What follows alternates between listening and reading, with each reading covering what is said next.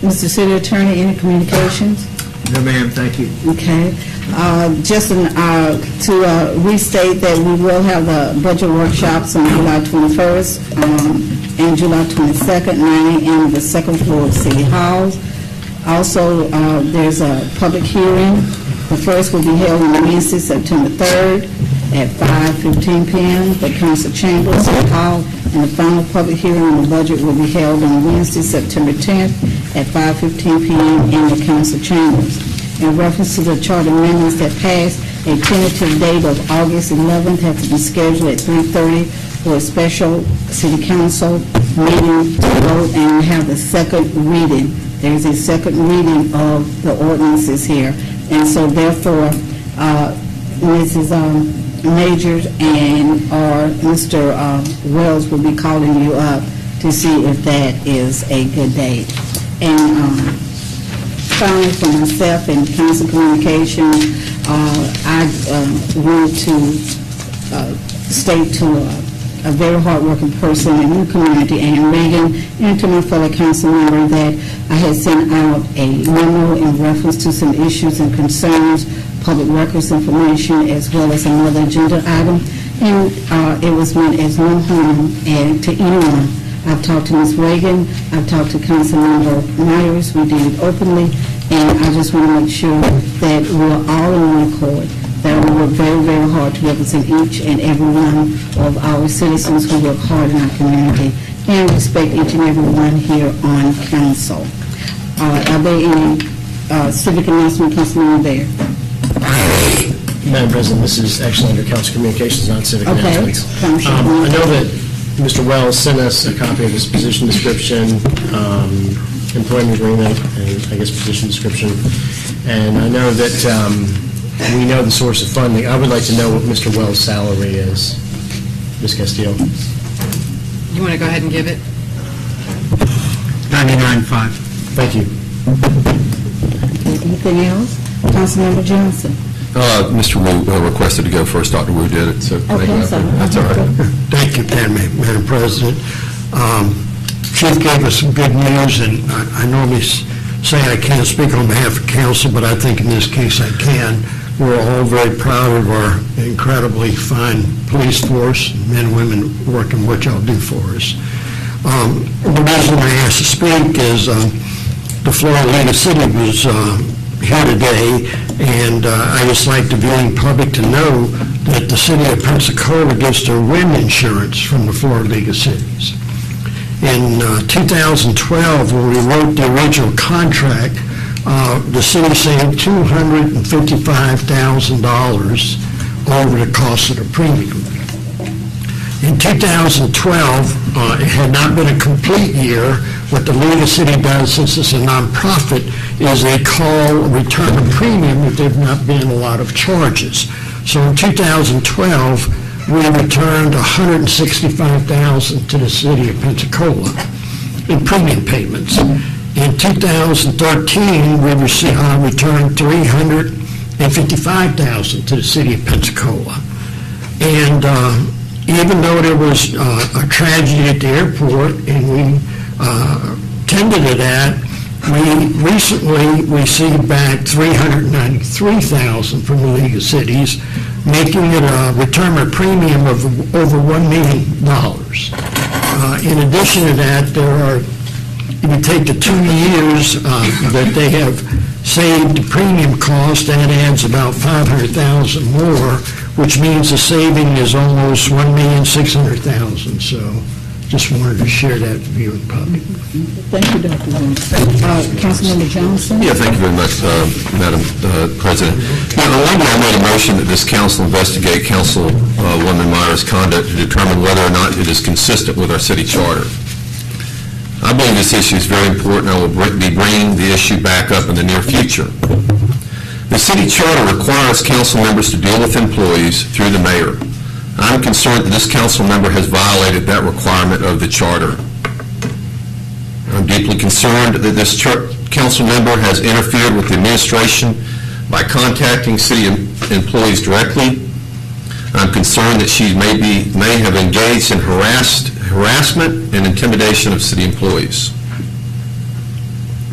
concerned that she has used her office inappropriately to try to circumvent the city's public records process and to help others circumvent the process. The charter also requires council members to exhibit a cooperative spirit. I believe this council member's behavior and constant negativity has been divisive and disruptive both to our city government and to this council. She has filed frivolous lawsuits that cost the taxpayers thousands of dollars. She has threatened to file more lawsuits. She has filed frivolous sunshine law complaints against members of this council and had them go to the state attorney's office and do interviews, which was very upsetting to them. I believe this conduct is inappropriate, disruptive, and may potentially have violated our city charter. The charter makes it very clear that council members who violate this charter must forfeit their office. I believe this council has an obligation to investigate this matter. I want to know how many times this council member has contacted city employees directly. I want to know how much this council member's lawsuits and legal threats have cost the city and the taxpayers.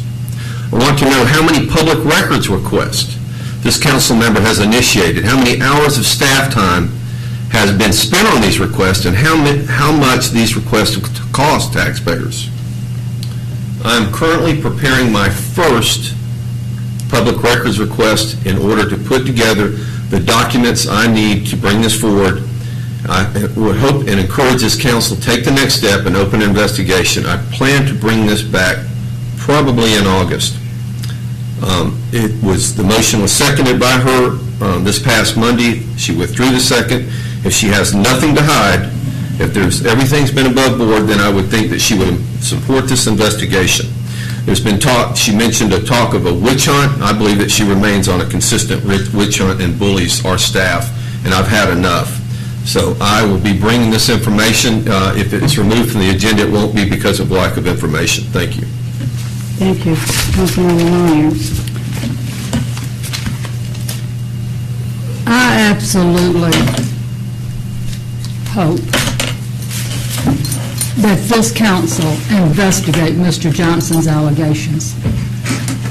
His outrageous allegations and his mistreatment of me on this council should not be tolerated, and it should be investigated. And I welcome an investigation. I beg the council to use your investigative powers and investigate the allegations he's made, and subpoena witnesses. Yep, that's what you need to do. Absolutely. I'll tell you what, he has mistreated me. He has retaliated against me. His conduct toward me is outrageous, and it should not be tolerated by this council, and you should investigate it. I want it investigated. I'm proud of my conduct. I am proud of how I have stood up for the citizens. I am proud that I have used my own resources to make sure that the citizens' rights and transparency in government exist. I am not only a city council person, I have rights. I do not lose my constitutional rights under the U.S. Constitution or the Florida Constitution or any Florida statute to make open record requests. I have made open record requests. I will continue to exercise my constitutional right, my statutory rights under Florida law to make open record requests. His allegations against me are false, and they were put into action by the Assistant City Attorney.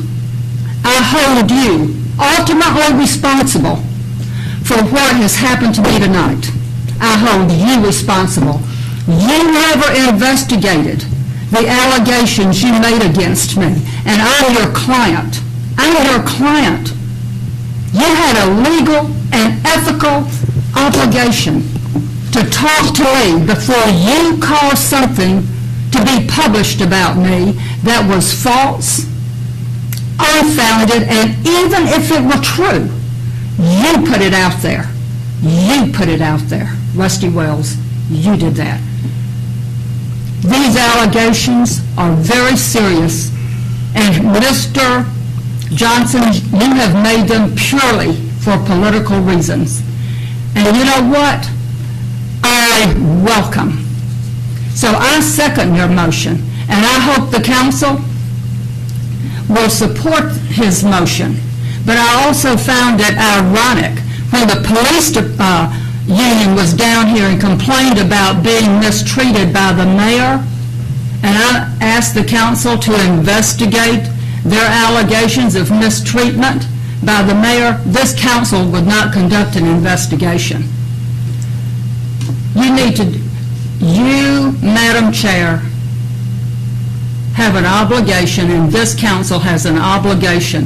When you see this kind of conduct by a council person, you need to do something about it, and you need to investigate it. That's the right thing to do for me. And I will take care of it. It's unfortunate that this has come to this. We are supposed to be a group of individuals working towards for the citizens of Pensacola, and now we find ourselves accusing one another of inappropriate conduct. My opinion here is that if there was some issue with how city council member conduct was to staff or to the mayor's office, then the mayor should have brought it, and the mayor should have had something to do with this in his office, and not us being divided in reference to issues on this council. If the mayor had an issue with the way Councilmember Myers were handling things, then he could call her up and say, I need to have an appointment with you so that we can talk about this. Or even Ms. Castile said, I need to have an appointment with you to talk about this particular issue. Oh yes, I will address it. Our council need to work towards being together on our issues. These type of issues, even those serious allegations, only set up to divide us and not keep us focused. But I will handle this because I feel that this is not the way in which this should have been handled. And it should have been handled in a better format on all behalf. Because that is where we are here as a council, and not fighting. The first element of failure in a group or as a team is when we start eating our own, when we start destroying our own, and not building the confidence that we need to move forward. Yeah. And I am disappointed. But we will take care of it. I will talk to our legal staff here about where we go from here.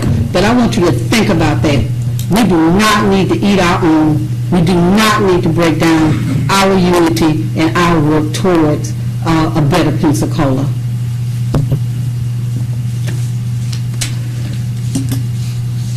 The only other thing that I have here for council communication is that Councilmember Myers had asked for what was Dr. Cox had on her agenda and all of the things that she was working on. You should have that at your table. Again, if you see this list of things that are on the list, and now we have this issue, we need to determine what is most important. Civic announcements. I only have one civic announcement. Councilman Myers? Yes, we still haven't taken a vote on on the motion he made, and I second. He did. I was going to bring it before with he's going to bring it before. Okay. Okay. Thank you. Yes, I would like to take this opportunity to thank Cokesbury United Methodist Church for allowing me to use their facilities to host a town hall meeting this past Tuesday.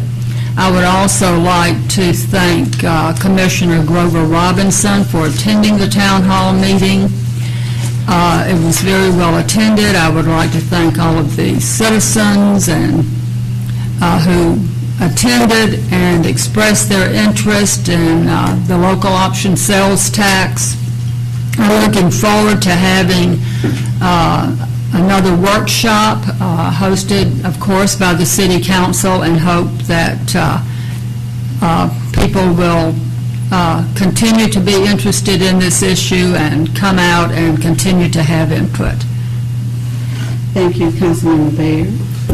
Thank you, Madam President. And in about 12 hours, we'll be in a meeting at the Pensacola Bay Center, and anyone wants to come and hear about stormwater, they can join us there. Okay, thank you. And I will have a town hall meeting. My town hall meetings are called Fifth Thursday. It will be July 31st at Ma and Pa Soul Food and Barbecue. It is a new business that's over there on Garden and G Street. So it will start at 6 o'clock, 5:30 through all the way to 7 o'clock. So stop by for the town hall meeting, Fifth Thursday.